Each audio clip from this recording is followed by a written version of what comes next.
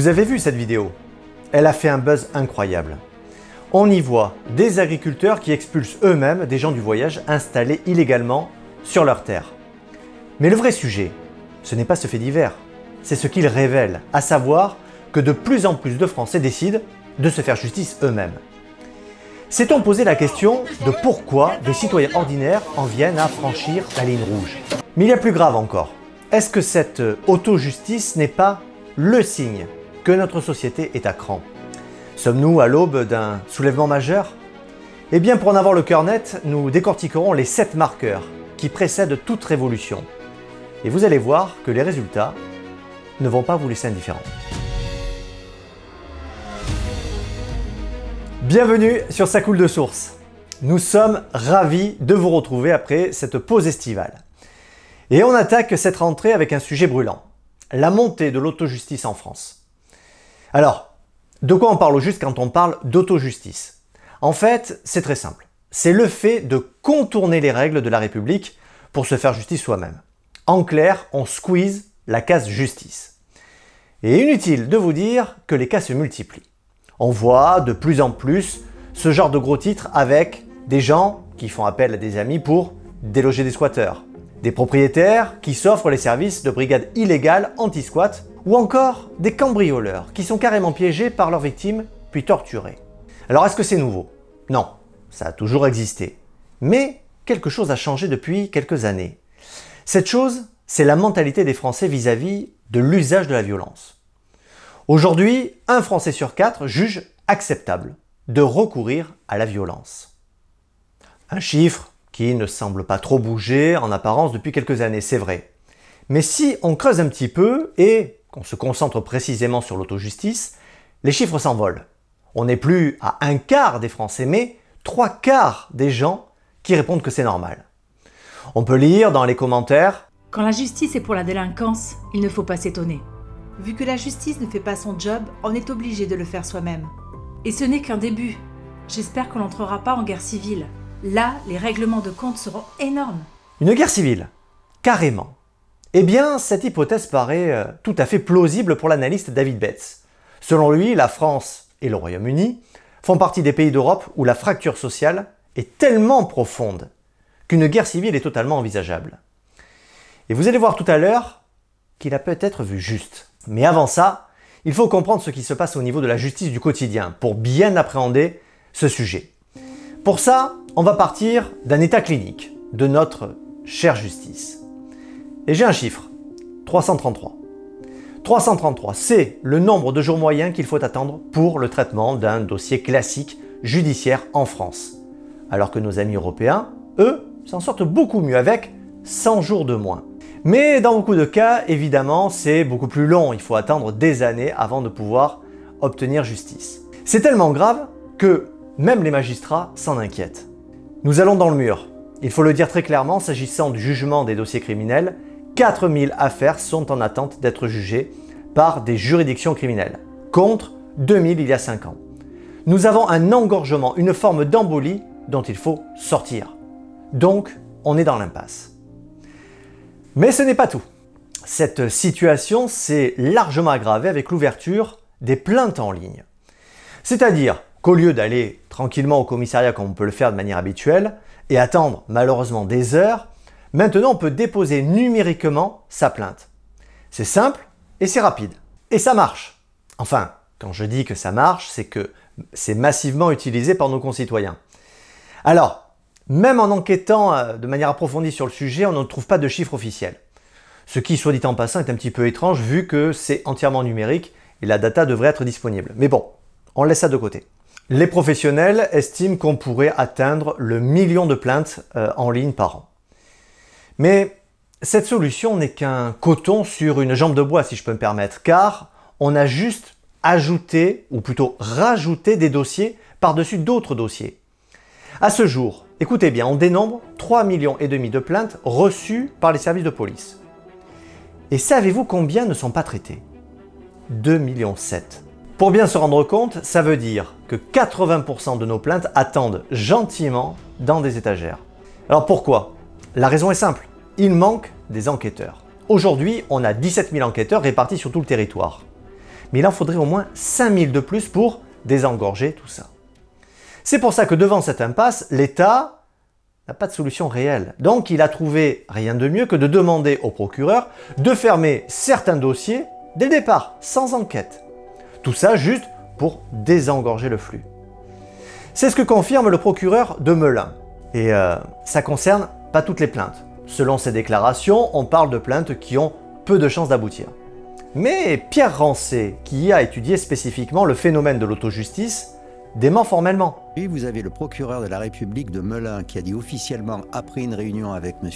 Darmanin, qui est aujourd'hui ministre de la Justice, les plaintes désormais sont classées sans enquête. Alors il ne s'agit pas seulement des plaintes pour cambriolage ou des plaintes parce qu'on a cassé votre voiture. Il peut y avoir des plaintes pour viol qui sont classées sans suite. Donc, bilan des courses. On se retrouve avec une justice lente, qui a une charge de travail décuplée et qui se met elle-même hors la loi, faute de mieux. On peut comprendre que certains justiciables excédés commencent à envisager l'idée de se faire justice. Et pourtant, malgré tout ça, on est face à un vrai paradoxe. Je dirais presque peut-être un paradoxe français. Car écoutez bien, la moitié des Français font encore confiance en la justice. Enfin, pas tout à fait. Les Français sont très attachés à l'idée de la justice régalienne, celle qui est censée protéger et punir. Mais quand on regarde comment elle est perçue aujourd'hui, ben là c'est la douche froide. On la juge trop compliquée, trop laxiste, sans moyens politisés, inefficace, injuste et même sourde aux citoyens. Bref, c'est un véritable réquisitoire.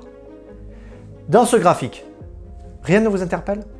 Observez attentivement. On a au moins 66% de mécontents pour chaque critère. Autrement dit, un tiers seulement estime réellement que la justice fonctionne bien.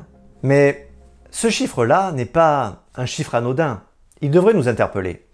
Car comme le montre le politologue Robert Putman, si une société perd la confiance dans la justice et passe sous la barre des 30%, on observe mécaniquement une montée des comportements d'auto-justice. On parle même de basculement. Mais si on observe attentivement, ce basculement, finalement, il a déjà commencé dans notre pays depuis plus de 10 ans. Mais on n'y a pas trop fait attention.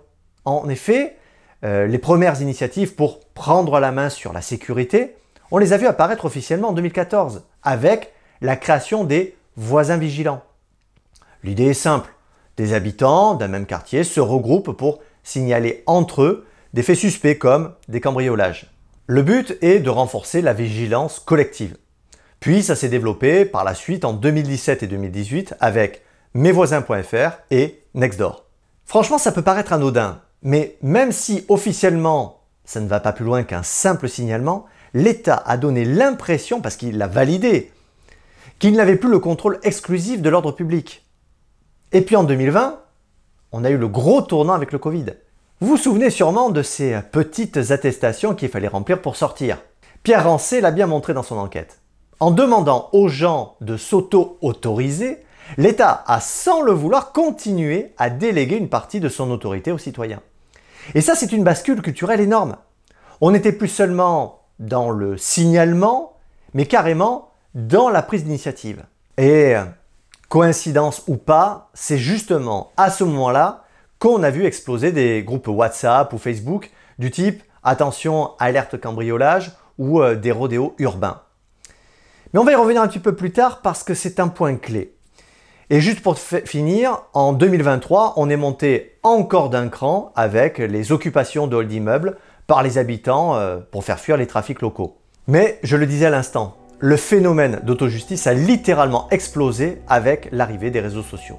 Aujourd'hui, c'est devenu tellement simple. En 2 clics, des centaines de groupes s'organisent pour prévenir ou dénoncer des actes de délinquance. Regardez bien, nous on a fait l'expérience sur Ça coule de source avec une simple recherche sur Facebook. Par exemple avec le mot cambriolage. Eh bien vous tombez sur une multitude de groupes. Sur ce compte, on peut lire « Attention, cambriolage. Nous venons de nous faire cambrioler cet après-midi, vers 17h15. Ils n'ont touché qu'à mes bijoux de baptême et communion en or. Un voisin a vu une Ford Fiesta grise, avec 2 mecs dedans, tourner dans notre rue. » On trouve de tout, comme ce groupe baptisé « Balance ton chauffard ». On y voit des internautes qui n'hésitent pas à filmer des conducteurs avec des comportements imprudents, voire dangereux, et tout ça sans même flouter les plaques d'immatriculation. On oublie donc facilement la case police. On se débrouille tout seul. Ces vidéos tournent partout et créent une sorte de justice populaire en ligne, c'est vrai. Elles suscitent donc des soutiens, mais aussi beaucoup de débats sur leur légitimité.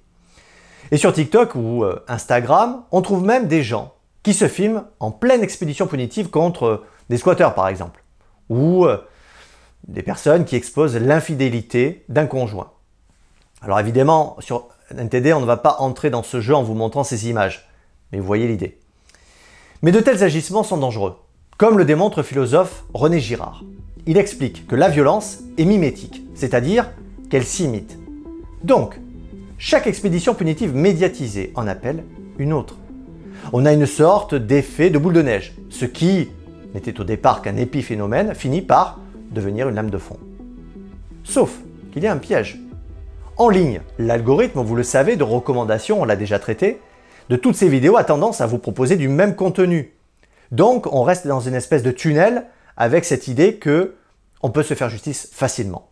C'est pour ça que des colères locales peuvent se transformer en drames collectifs. Comme ce qui s'est passé en Inde, souvenez-vous, où une simple rumeur de vol d'enfants, partagée sur WhatsApp à l'époque, a suffi à déclencher des lynchages. Voilà à quoi ressemble un tribunal médiatique quand la machine s'emballe. Et au fond, plus la confiance dans les institutions s'effrite, ce qui est quand même relativement notre cas, plus cette autojustice 2.0 gagne du terrain. Aujourd'hui, l'autojustice vise encore surtout des individus, des voleurs, des délinquants présumés. Mais attention, ça peut vite basculer. Car quand la défiance est totale, la cible n'est plus seulement le voisin ou le cambrioleur. Elle peut être l'État lui-même. Je l'ai dit tout à l'heure, selon l'analyste David Betts, l'Angleterre et la France sont les deux pays d'Europe les plus exposés à un scénario de guerre civile. Franchement, ça paraît extrême. Peut-être. Mais regardons les faits. On a déjà connu les mouvements des Gilets jaunes et plus récemment les émeutes de 2023 après la mort de Naël. Ce sont des signaux forts. Alors, finalement, est-ce que c'est vraiment possible tout ça? Pour se faire une idée, on va s'appuyer sur ce qu'on appelle les signes pré-révolutionnaires, c'est-à-dire les signaux qui annoncent qu'une société est sur le point de basculer. On en a identifié 7. On va les classifier en peu probable, probable ou certain. Le premier, crise de légitimité du pouvoir et défiance envers les institutions. Disons que le constat est assez clair. 71% des Français jugent le lien social mauvais. Et après la dissolution de l'Assemblée en 2024, moins de 20% font confiance dans les partis. Donc on l'a classé en probable. Deuxième point, blocage des réformes et montée de l'opinion contestataire.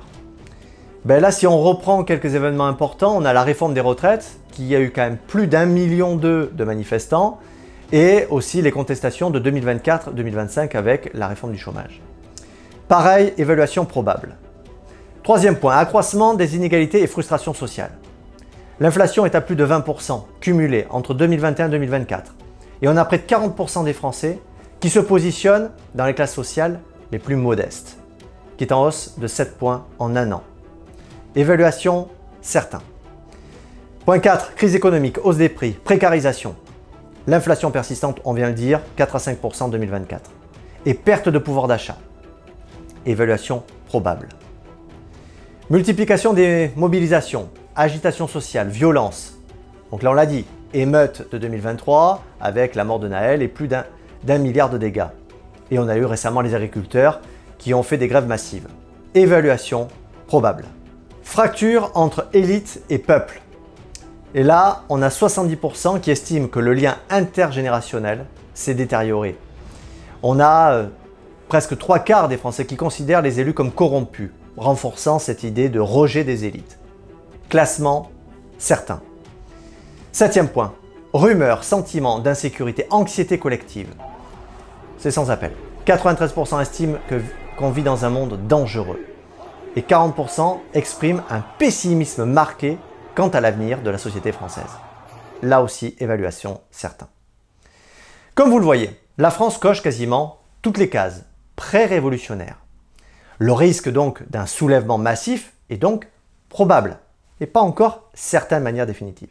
Alors si on remet ça bien sûr en perspective avec le phénomène d'autojustice, On peut raisonnablement dire que l'auto-justice, c'est un thermomètre. C'est le thermomètre d'une colère qui monte. À lui seul, il ne prouve pas qu'on va vers une guerre civile, évidemment.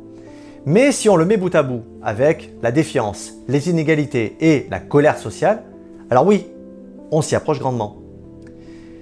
Notre démocratie est clairement en train de reculer. Nous sommes passés d'une démocratie dite complète à une démocratie défaillante. Mais attention, ce n'est pas écrit d'avance. Oui, les signaux sont préoccupants, c'est vrai, et oui, l'autojustice reflète une colère qui gronde. Mais l'histoire montre aussi que les sociétés ont parfois su redresser la barre au moment où tout semblait vaciller. Rien n'est vraiment figé. Entre effondrement et sursaut démocratique, l'avenir dépend encore des choix que nous ferons collectivement. Merci d'avoir suivi Ça coule de source. Prenez soin les uns des autres, c'est primordial. Et restez libres.